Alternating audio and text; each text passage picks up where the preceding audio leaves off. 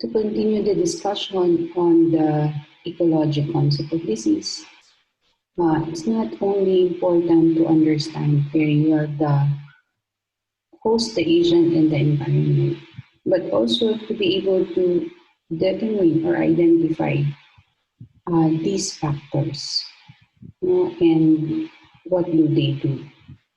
So factors of disease causation can be classified into predisposing factor, enabling factor, precipitating factors, reinforcing factors, and risk factors. So what is the difference between these five factors? Predisposing factors are factors which create a state of susceptibility so that the host becomes vulnerable to the agent or to necessary cause.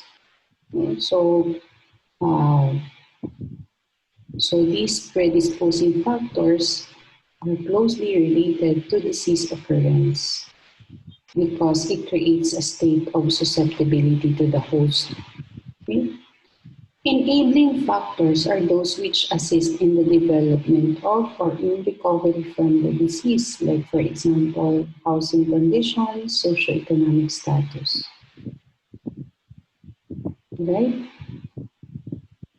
Next would be the precipitating factor, which are those that are associated with immediate exposure to the disease agent or onset of disease, like drinking contaminated water, close contact with a case of pulmonary TB or tuberculosis. And then, of course, the reinforcing factors, which are those that aggravate an already existing disease, like malnutrition, repeated exposures. And then the risk factors. A risk factor is defined as a condition, quality, or attribute, the presence of which increases the chances of an individual to have a disease or develop a disease or be adversely affected by a disease process. So a risk factor is not necessarily the cause of a disease, but does increase the probability that a person exposed to the factor may get the disease. Okay? So we hope that as you identify the different host, agent, and environmental factors, you should be able also to identify if these are predisposing factor, enabling factors, precipitating factors, reinforcing factors, or risk factors. So let me now continue to the natural history of disease. The natural history of disease refers basically to the progression of a disease process in an individual over time or in the absence of treatment, right? So, as part of the study of epidemiology, it's not only important to understand what causes a disease, but also to study and understand the progression of that disease process, that spectrum where the disease is progressing over time or in the absence of treatment. For example, untreated infection with HIV causes a spectrum of clinical problems beginning at the time of seroconversion or the primary HIV and later on terminating with AIDS and then usually death without treatment. So it is now recognized that it may take 10 years or more for AIDS to develop after seroconversion, and we will be learning more of this when we take up her communicable disease. Now, many, if not most, diseases have a characteristic natural history, although the time frame and specific manifestations of disease may vary from individual to individual and are influenced by preventive and therapeutic measures. Okay? Now, this is what constitutes the disease spectrum from the time, the natural history, from the time of pre-pathogenesis to the period of pathogenesis. So the disease process begins with the appropriate exposure to or accumulation of factors sufficient for the disease process to begin in a susceptible host. As you study epidemiology further, more you will learn more about the pi model of Rothman, that will help you identify the sufficient and necessary cause. So there is a way to find that out. Okay? So for an infectious agent or for an infectious disease, the exposure is a microorganism. For cancer, the exposure may be a factor that initiates the process, such as asbestos fibers or components in the tobacco smoke for lung cancer, or one that promotes the process, such as estrogen, as in the case of the endometrial cancer.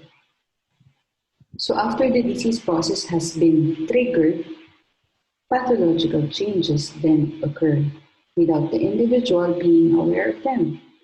And this stage is called the subclinical disease, which extends from the time of the exposure to the onset of disease symptoms, and is usually called the incubation period for infectious diseases. Okay? And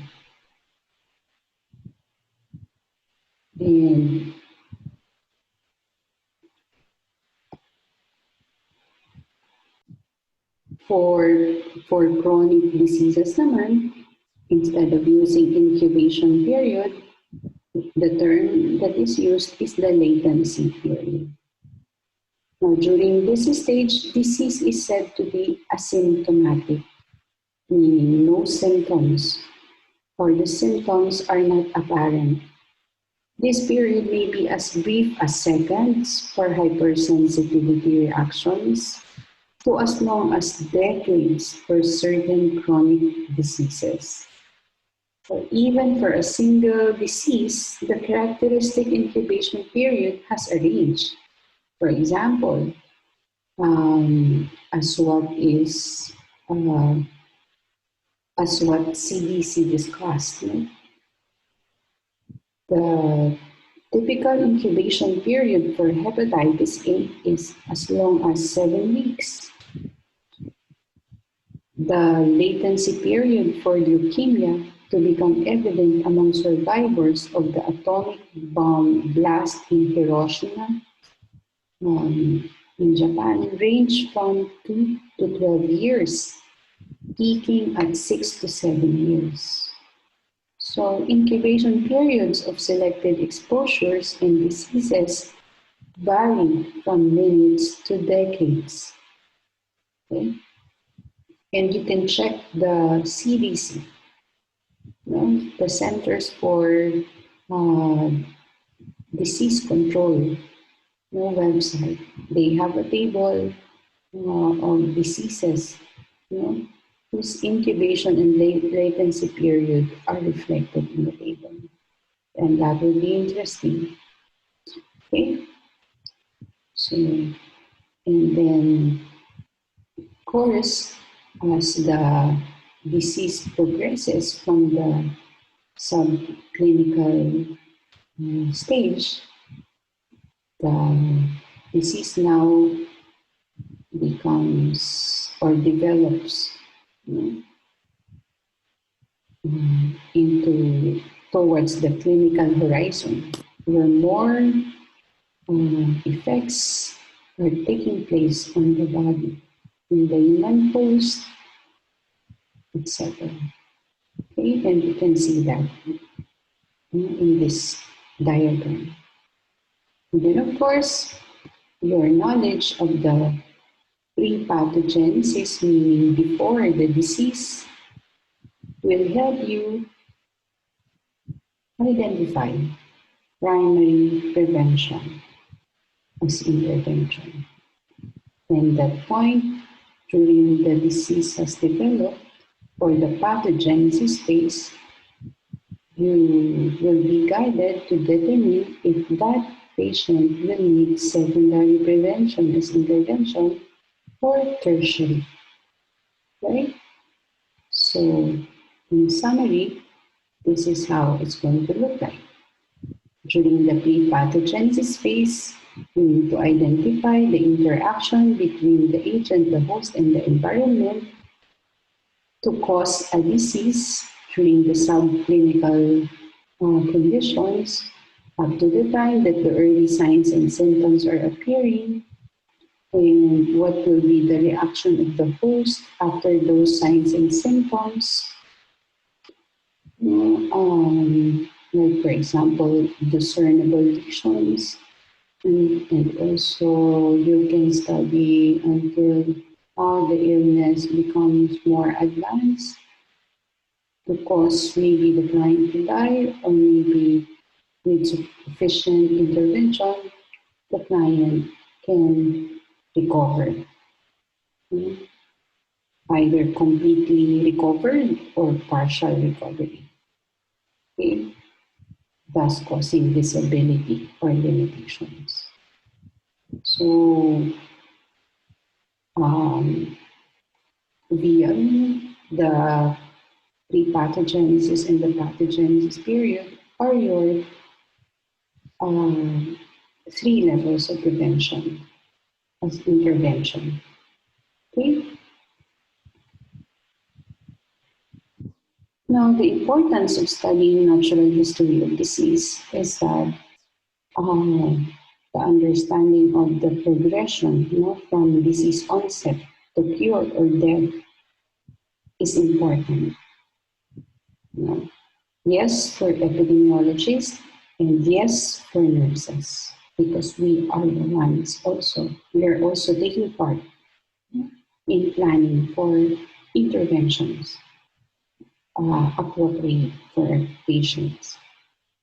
Also, natural history is as important as causal understanding for the prevention and control of disease. And the earlier you can become aware of the disease, the more likely you will be able to intervene and save lives. All right?